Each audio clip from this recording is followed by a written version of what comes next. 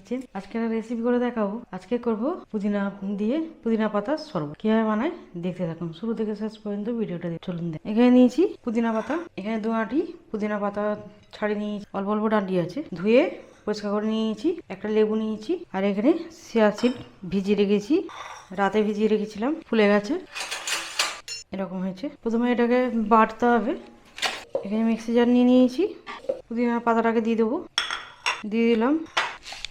চিনি নিয়েছি, চিনি দেবো, 2 চামচ চিনি দিয়ে দিলাম। বিট নুন দিয়েছি, পরিমাণ মতো বিট নুন দেবো। জল দিয়ে দেবো, এটা জল দিয়ে এটাকে পেস্ট করে নেবো।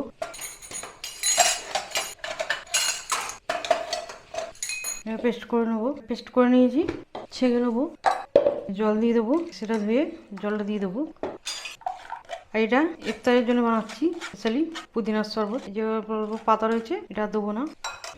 এখানে লেবু নিয়েছি, লেবু দেবো, লেবুটা দিয়ে দেবো। যে লেবু নিয়েছি দিয়ে দিচ্ছি, লেবুটা অনেক রস আছে। ইফতারের সময় এই পুদিনার শরবতটা খেতে খুব ভালো লাগে, অবশ্যই ট্রাই করবেন, ওইরকম বড় দরকার হয়। এখানে নিয়েছি জলজিরা, জলজিরা দেবো, টেস্টটা খুব সুন্দর হবে জলজিরাটা দিলে। 1 প্যাকেট দিয়ে দিলাম, ভালো করে মিশিয়ে নেবো। তার একটু জল দিতে হবে, বরফ দিতে হবে। চিয়া সিড নিয়েছি, দিয়ে দেবো 4 চামচে দিয়ে দিলাম, ভালো করে মিশিয়ে নেবো। কত সুন্দর হয়েছে। এইভাবে পুদিনার শরবতটা খেতে ভালো লাগে, ছোট থেকে বড় সবাই পছন্দ করবে। ঠান্ডা ঠান্ডা, এখন গরম পড়ে গেছে, ঠান্ডা ঠান্ডা পুদিনার শরবত। এখানে বরফ নিয়েছি, বরফ দিয়ে দেবো, বরফ দিয়ে দিয়েছি, ভালো করে মিশিয়ে নেবো। 1 গ্লাসে দিয়ে দেবো, 3টে গ্লাসে তুলে নেবো। সেন্টটাও সুন্দর হয়েছে। 3টে গ্লাসে তুলে নিলাম, পাইপ দিয়ে দেবো।